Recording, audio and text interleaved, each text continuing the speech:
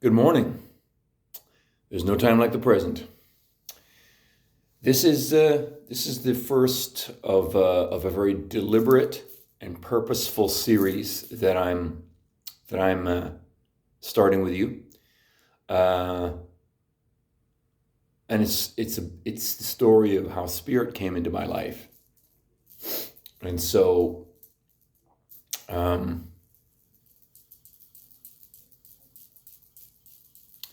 today, I've actually got some notes, not notes, but like point form, uh, point form sort of bullet points to keep me on track here, because this is very hard to talk about.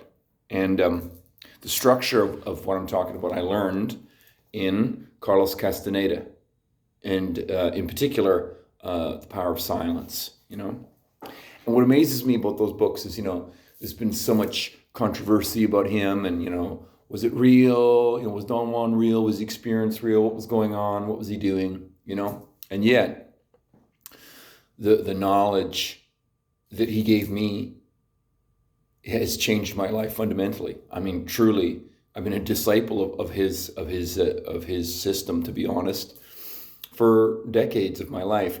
I say disciple, but at the same time, there's certain periods where I had to step back from what he was talking about because I don't have a teacher, Unlike Carlos, I never had a Don Juan, and Carlos was never a person in my life. He was just this book character, which sort of befits, my isolated hermetic youth,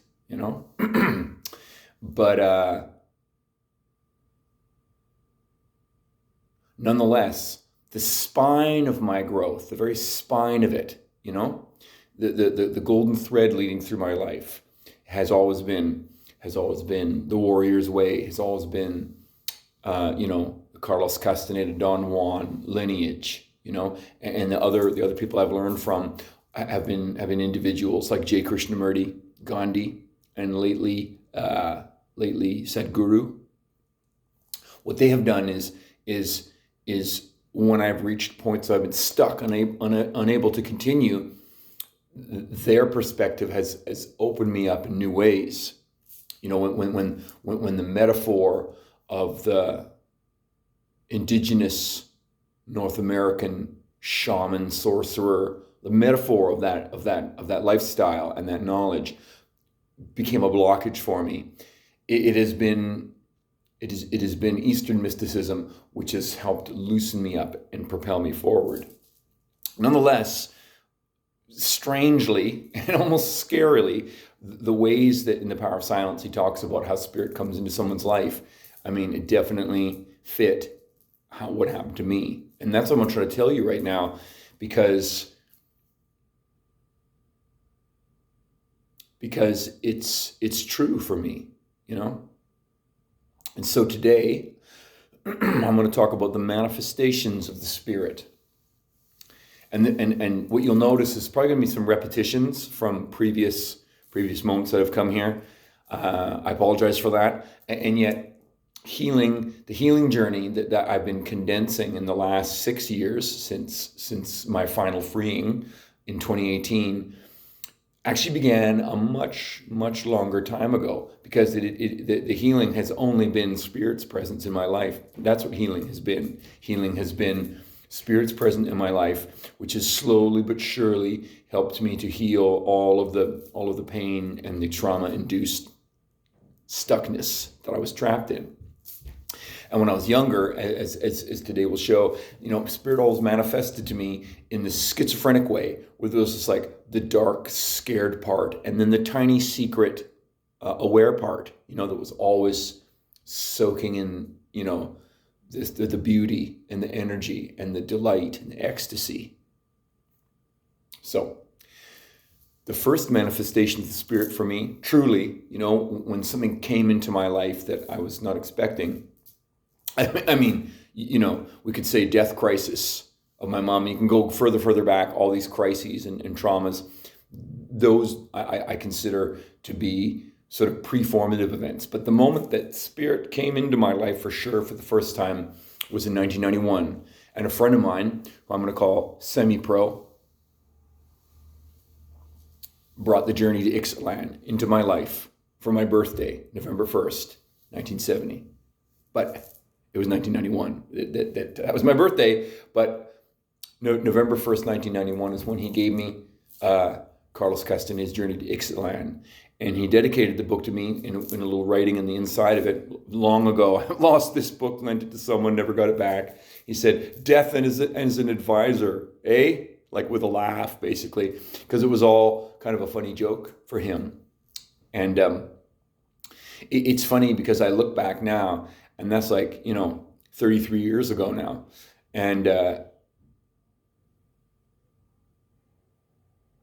the one thing that he really resonated with was controlled folly, which is one of the important precepts of the Castaneda philosophy, which is essentially like when you become acquainted with spirit, you realize that nothing matters, that really your life is insignificant and meaningless, and nothing matters. And that seems a ticket to despair if you don't have the warrior's way in your life, if you don't have the path of heart, right? Because at that point, you realize that everything you do is nonsense. So what you do is you control your behavior and say, okay, well, if everything that I'm doing is nonsense, I'm going to do this anyway. And what that is supposed to arise from is your path of heart, is your love. Now, in 1991, I was a million miles away from my loving being. And so is Semi-Pro, my friend. And in this way, we were mirrors to each other. We've always been mirrors to each other. And our friendship over the many years of our lives have always been, a certain amount of like, we share this reflective aspect, right? And then it comes to a point where I'm seeking to grow, and I do something which violates our shared sort of mirror reflectiveness. And then he will stop being my friend for a few years. And right now, in almost May of 2024, we've been in a phase of not talking for about a year now. It's another one, where I challenge him and he can't take it and he leaves. And, so, we may meet again, and at the same time, we're older now and we may never meet again. And I accept that, that's just the way it is, right? But the reason I call him Semi-Pro is because of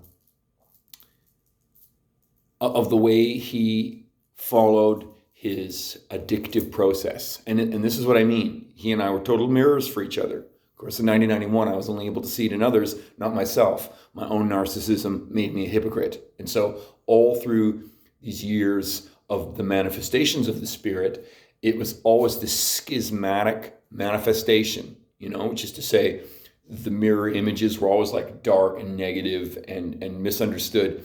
And then a piece which always understood and was seeking and growing and expanding all the time.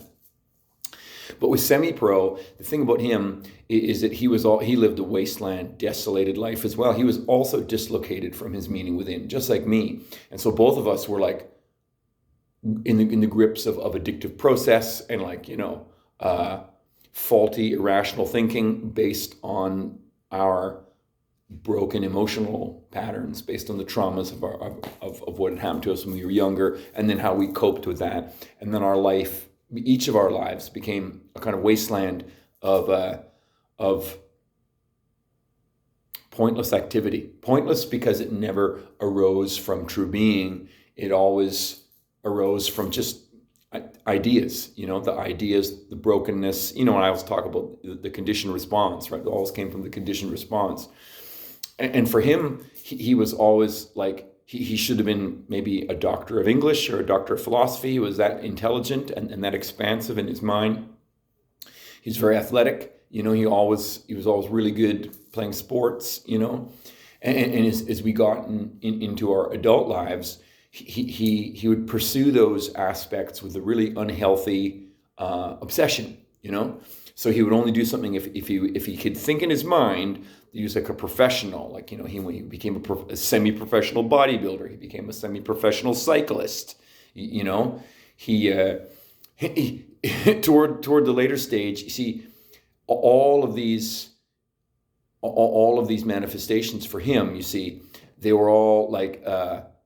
They were all addictive process. They never had substance, so that he'd rise and fall in these manifestations, and then carry on, all the while living this kind of despairing, grinding existence of lovelessness inside. And he never did pursue his academic potential. Because, of course, how could he? The negativeness inside blocked him, just like it blocked me from ever doing anything meaningful in my life. So remember, whatever I'm saying about semi-pro, I'm saying it about myself. And I understand that now. But in the old days, I only could ever see the self-reflection. He was just a reflection in my own mirror, the mirror of self-reflection, right? And so I would say things which seemed judgmental to him and were judgmental to him because I wasn't owning my own part of it. He'd get mad at me and we'd break apart. That's kind of that cycle of like friendship and separation, right? And of course, the thing is, neither of us could escape that, you know? And unfortunately, as the decades went on, it got worse and worse and worse for him, more and more intense, until finally he discovered cocaine. And that was his, this is his final battlefield, and he's still in it. He's still struggling with issues of addiction, and he can't talk to me right now because the things I say are too threatening to him, you know. And if you think about people who are susceptible to cocaine, it's like it's such a nothing, you know. As a substance experience, it makes you feel gigantic in a world that is tiny, you know. And that's why it leads to paranoia and egomania, megalomania, grandiosity. All those things are the cocaine experience because of how it feeds your ego rather than your true being. Anyway, I'm explaining about semi-pro because that explains about who I was in those days as well. You know, lost but seeking, right? So 1991, he gives me Journey to Exit Land, and I've said a couple of times how that began to change me. I began to question and actively pursue the attributes of warriorhood, and this began to transform my life. And it was a couple of years later, in 1994, I went to Africa, and Africa kicked the shit out of me. But it taught me some things. I learned about myself going to Africa, actually. I owe Africa a great death. A great death. Well, a debt, you know. But I did meet my death in Africa in terms of, you know, I was sick, I got robbed. I had some transcendental experiences there, you know, with some people I met locally, you know. But it was all about like intent, like what your purpose is, like what's your purpose here, you know. None of the people there understood why I was there, and I didn't understand really why I was there either, you know. I was just traveling the world. I wanted to see what life was like, right? And being there taught me, well, it showed me, I actually would prefer to go back to the British Isles, actually, because going to the homeland of Africa made me resonate in those places inside, you know, where I wanted to explore, I guess, you know, and there's an unconsciousness pulling me, right? So from Africa, I went back to Britain, you know, after being in Africa for a month or so, you know, in East Africa there in Kenya. And I went up to go to my family, you know, my family, right? These are my adoptive people, right? And this was the first experience in my life where when I began to reach for family connections, there's always a blockage for me. That's just the way it is, you know, wherever family is concerned, there's like a barrier between me and family experiences. Because I went up to Britain, I saw some family in London, I went up to Scotland where I'd spent lots of time in my youth with my mom. Remember, my mom had been dead for a number of years now. I guess in 1994, I would have been 9 years, right? And so I went to her sister's house, my aunt's house, which I had treasured memories of. I treasured my aunt, you know what I mean? Like she was a wacky, eccentric lady, but I loved her and she loved me. And so I went there. And she was evasive and hostile to me. It was unexpected. What I found out much later, because in another 5 years, she had succumbed to Alzheimer's. And so in 1994, I think that she acted like she didn't know me, you know, or didn't want to know me, right? And I just presumed that there was something wrong with me, because in every aspect of my life in that era, if any, like whatever was coming at me, I assumed was my fault. It's my fault, right? And this is the self-importance that is the demon. It's the worst demon in anyone's life, is self-importance, because it stops you from seeing the world outside. You know what I mean? Like when Semi-Pro and I would argue, right? He is a creature driven by his self-importance, and so was I. So this was the mirror reflection that we had. And when we would break apart, there was no way to heal the wound, but because neither of us could get a grip on our self-importance. For me, my self-importance was like, oh, I'm such an asshole. I'm so mean. I'm terrible. I couldn't see him clearly. I couldn't see myself clearly. And so in 1994, when I went to my aunt's house in Scotland, it's a little town called Urban, down the train line from Glasgow, she like didn't really know me, or it seemed like it was like I was just a stranger to her, and because of my own self-important negative ideas about myself, I didn't even see the manifestation. Like now, from my perspective now in mental health and addictions, I would ask more questions. Do you know who I am? Don't you remember me? If I, in other words, had my whole authentic self there, I might have been able to help her as the Alzheimer's was beginning, right? As it was, I just figured it was my fault. And she said she wasn't sure if I should stay or be with her, right? Because I was just a stranger to her. She probably thought I was an ex-student or something. Who knows what she thought? I don't know. I couldn't get an authentic dialogue with her. So I just recoiled away, right? Okay, you don't want me here, I'll go. Of course you don't want me here. I'm an asshole, so I'm going to go. And so I just packed my bags, and down the train line I went to, because I still had time and money left to me and space. So I went to Northern Ireland. And in Northern Ireland, I experienced that home feeling which is so profound. It was for the first time in my life maybe interested in my birth heritage. And yet I knew without a shadow of a doubt that like it spoke in my bones that my heritage was there. I knew. So much so I got this tattoo. This is a little four-leaf clover down here. I got this in 1996, 2 years later, but I got it because it was the first moment in my life that my feelings had become a truth for me, I knew it in my body, right? And this is what I talk about, like manifestations of spirit. It's like it manifested both in my inability to be authentic. So I was unable to help my aunt. And a few years later, like toward maybe it was 98, 99, like they just found her in her garden one day. Years later, I hadn't seen her in years. I figured she didn't want to know me. I'm just such an asshole. Of course, no one wants to know me. I'm just a piece of shit, right? That worthless shame, trauma core, right? As it happens, only years later, she was just found wandering in her garden. The house was on fire. It was like she just completely was lost, right? And if I had been more able to be present, I could have perhaps intervened. I don't really regret about that because I couldn't have been different. It was just one of these moments of life.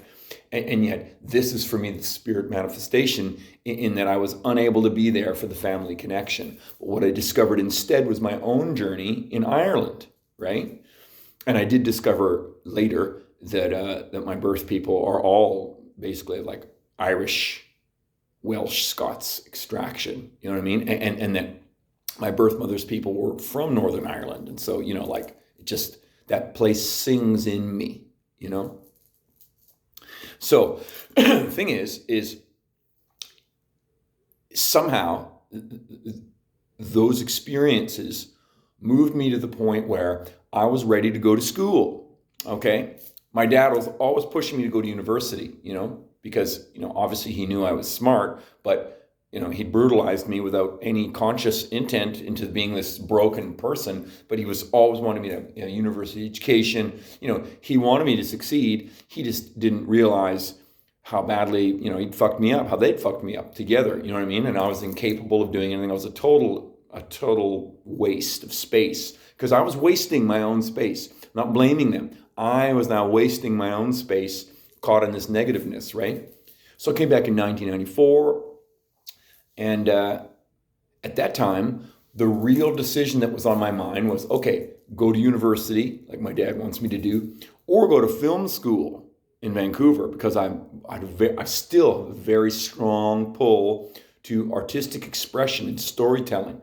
Love movies, love stories, wanted to be involved, and I felt that it was a real direction for me to go. This, again, is my deep self saying, this is a real place to go, right? And it confronted with all the negativeness. And of course, my dad didn't want me to go to film school because what's that about? So his negativeness heaped on top of all my shame, worthlessness inside. And I was just like, and yet I really wanted to, you know what I mean? It really made sense to me. I even went to the Vancouver Film School and toured it because I was that interested, right? And actually, beyond the artistic pursuit, it's a well-paying career of many possibilities to get in the film industry. So remember this. So at the same time, I was attending this thing in Victoria here called Cafe Philosophy, because I was always an interested seeker, right? Now, Cafe Philosophy was one of the UVic philosophy professors. I don't remember his name now, years later. He went down to a cafe. I can't remember if it was the same cafe then as it is now. It's called Being Around the World now. It's on Fisgard in Chinatown, our Chinatown in Victoria. And it's a narrow 2-story space, brick. So we're talking about like, a 19th century building, right? So the atmosphere is fantastic, like a 2-story space, very narrow and long, right? Made of brick. And of course, the cafe owners had made it very tasteful, so it was a very moody space. And at this time, this philosophy professor, one night a week, I do not remember which night a week it was, he would have this thing called Cafe Philosophy, which was meant to be his gesture to create a sort of philosophical dialogue in the community in the manner of salon philosophy, the way it was practiced in Europe, in the older times. And I definitely showed up to this. I was definitely interested in this. And there was usually 15 or 20 people who attended. And the pattern was always the same. The pattern was there was, I think, 3 or 4 older men who were the mainstays. The professor was there. He was young for a professor. By young, I mean maybe 30 to 35, maybe. He seemed older to me, but younger compared to the old men who would come and join the Cafe Philosophy. And there was lots of people, men, women, young, old. It was very much a community setting, go there in the evening, have a coffee, and there was me, right? What often happened, the pattern was me in dialogue with these 3 or 4 older men. It was always us. Sometimes people would join in, join the question, join the dialogue, but the core of it was me and them. Me, the younger man, the iconoclastic sort of rebel without a cause type, right? And then the older men who are the experienced ones. And I just love this, to be asking real philosophical questions like the philosopher and host was doing, right? And then to hear older people actually engaging with the real philosophical question. You have to understand, my childhood was a wasteland of ignorance and unhappiness and dimness. That dimness, lack of energy, and inoculation against unhappiness and ignorance with alcohol, right? So it's like this was just like sunshine summertime for my heart and soul and my mind and my intellect. I was just in heaven in this dialogue with these older men and the philosopher as well, who was hosting the event, right? Many incredible dialogues. And it was something where if I can bring it into the present moment, it's what I want to create here. I'm saying all these things to you because anyone who's interested in these things that I'm interested in, or even if you've got a peripheral interest, and maybe there's something we could talk about, I want this to be that. I want us to have this dialogue in the community of whatever we might make together here, you know? And so 1994, this is 30 years ago, I was having this experience. It was so valuable for me, you know? And so I'm thinking about one night in particular here that I'm telling you about in terms of manifestations of the Spirit, right? And so one night we'd had a really good dialogue. I don't remember the details. I just remember it was really rewarding. I was really thoughtful.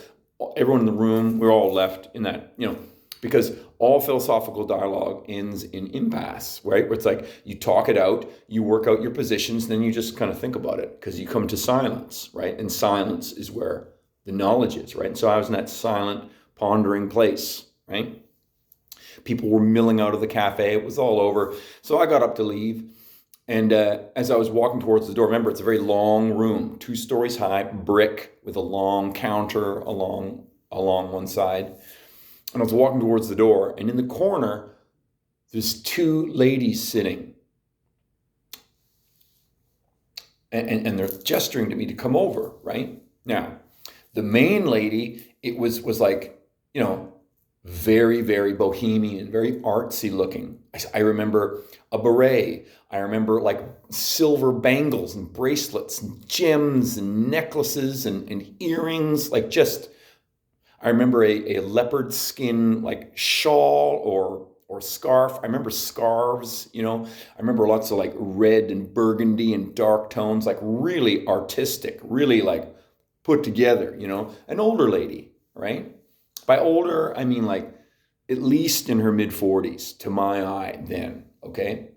Outlandish, very artistic, very bohemian, and very sure of herself, because she like beckons me to come over, right? Next to her, a very much smaller woman, like small and mousy, you know what I mean? Still bohemian, but like much more subdued, you know, with glasses on and quiet and meek. Like she's like the sidekick for this figure, this woman, right? So I come over and she's asking me, you know, oh, I really like what you were saying. I really love the dialogue tonight. You know, well, what are your plans? What are you doing with yourself? Right? And like, I was like, wow, this is incredible. Actually, I'm really thinking about things right now because, you know, my dad wants me to go to university, but I want to go to film school because all these things that we talked about tonight are making me feel, I want to express it. I want to get into the film milieu so I can be around art and express myself. And she's like, I don't know if that's a good idea, young man, she said. She says, I'm a master's of theater. And I've got to say, it didn't do me any good in life. She said, I think you need to do something to gain credentials so that people listen to what you got to say. I was like, really? She's like, yeah, that film school, it's not going to lead you anywhere. But if you go to university, you're going to get credentials and people should listen to you. And so that's my advice to you. And I was like, whoa, like you have to understand in my life, like I didn't seek this out. I'm just here living my life. I've got this real question on my mind, and unsolicited, these 2 people are responding positively and giving me decisive advice. It was like, it moved me, you know, and I was like, wow, okay, I'm gonna think about that. Thank you, you know. Here was this older lady, masters of theater, kind of not ruining her decision, but saying it didn't really do anything for me. And she said, you know, her essential message was, you know, that film school is not going to do anything for you. You need to expand and gain credentials, basically, right? And I was like, okay. I went away, and literally those ladies changed my life because I decided to go to university instead of film school. It was literally a choice that I made. And if I think from my perspective right now, everything that I've experienced up to 2018 has been the establishment of my credentials. And that includes all the mistakes that I've made. You know, I am a prodigal son. You know what I mean? I wasn't able to make the right decisions. You know, I was constantly in a schismatic experience. Spirit manifested to me in these compartments, you know, and so like it's been the healing of decades to heal from the things that happened to me when I was very young, and who knows what else, Who knows what else? Because when you talk about energy and you talk about the abstract, you talk about the spirit, you're talking about something, you're talking about nothingness. You're not talking about any idea you might have. You're talking about things that happen and like when things enter your perceptive range, it manifests in terms of whatever you're capable of seeing and cognating. You know what I mean? And so anyway, 1994, Cafe Philosophy, these two ladies changed my life without any awareness, I don't think, of how profoundly they changed my life. Because going into university led me directly into the path that I'm on now, like rather than film school. And who knows where I'd be now if I'd gone to film school and gotten in any one of the well-paying professions there. You know what I mean? I might never have healed this if I'd gotten into that. Like going into university meant, I used my time in university very, very well. I learned everything I could learn. I just soaked it all up. Some of the best days of my life were university, dialoguing, writing, growing and learning all the time. You know what I mean? And at the same time, all that learning and growing, it existed within the wasteland existence of my broken conditioning. Because while you're at school, you're not a grown-up yet. You know what I mean? You're still like learning, right? My dad was paying for it. There's another privilege that I was given. You know what I mean? And so it didn't threaten. It didn't threaten those core negativenesses, which were kept me a prisoner. So I could learn and learn and learn, and it was safe. It was safe. I was still like a child in a way, right? And so then when I plunged into the real world, and I moved to Vancouver, and I started, moving and shaking there in Vancouver. That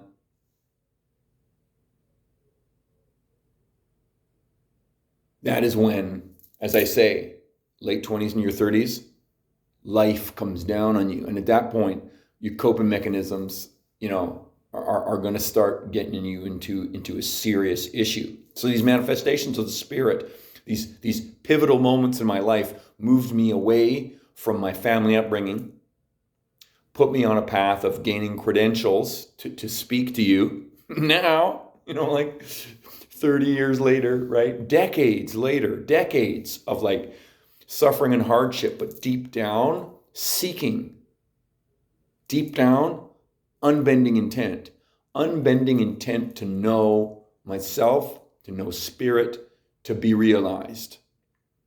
And so when I went to Vancouver, this is when I met the threshold guardian, the liar, as I said yesterday, right? I met him, at the time I trained myself in ESL. I was going to be an ESL teacher. That's when I developed these stomach problems from overexertion because of, this is the beginning. This is the true beginning of pain being my teacher. Pain. Because pain is the only thing I seem to be able to listen to, like I couldn't hear my higher being. I couldn't follow my heart. I couldn't love myself. I was trapped in this self-hating paradox, And so when spirit would manifest, it manifested in two distinct parts. The part that was hungry and like thirsty and desperate to know and to be real and feel and expand, set against the hard conditioning, the negativeness, the shame, the humiliation, the fear of exposure because of how awful clearly I was deep down. Always this way, you know what I mean? And so the threshold guardian was the liar because he would say anything to justify his grandiosity. And so he'd say any lie. And being that I had no connection to my own inner truth, he'd say contradictory lies, and I could never come. I was always cowed. Am I a liar too? Am I disgusting like this guy? I just don't know. We're so alike. I must be. You know what I mean? Got me into the labyrinth of thinking, kept me trapped, right?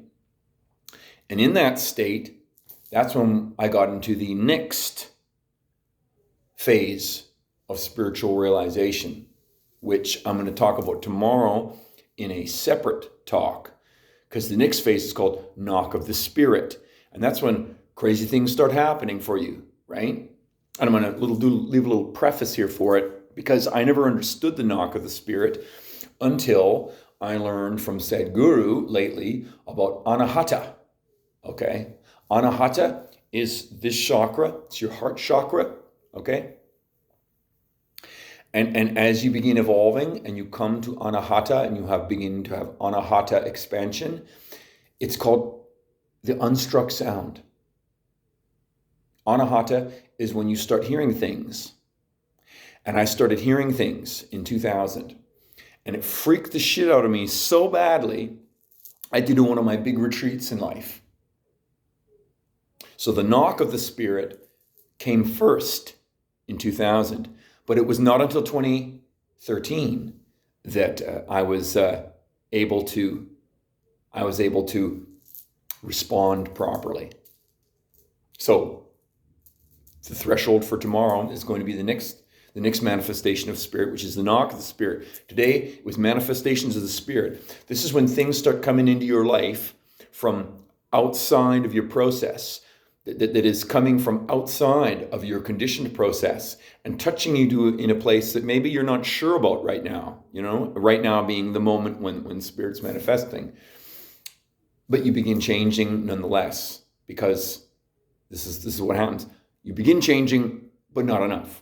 Okay? That's manifestations of the Spirit. Hopefully it's been clear, because it's hard to talk about, because we're talking about the unmanifest. We're talking about the thing that isn't.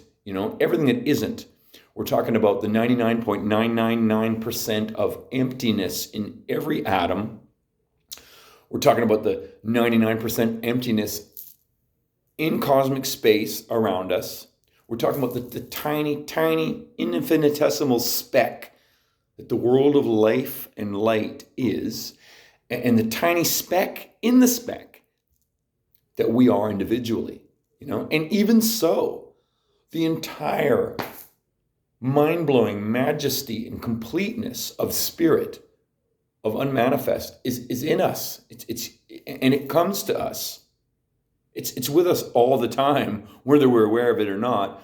The process I'm describing is how my awareness was awoken by Spirit. And so for today, manifestations of the Spirit. There it was. And again, it's a structure that I've learned from Carlos Castaneda. This particular version, The Power of Silence, is where he was talking about directly how the Spirit comes into our lives. You know what I mean?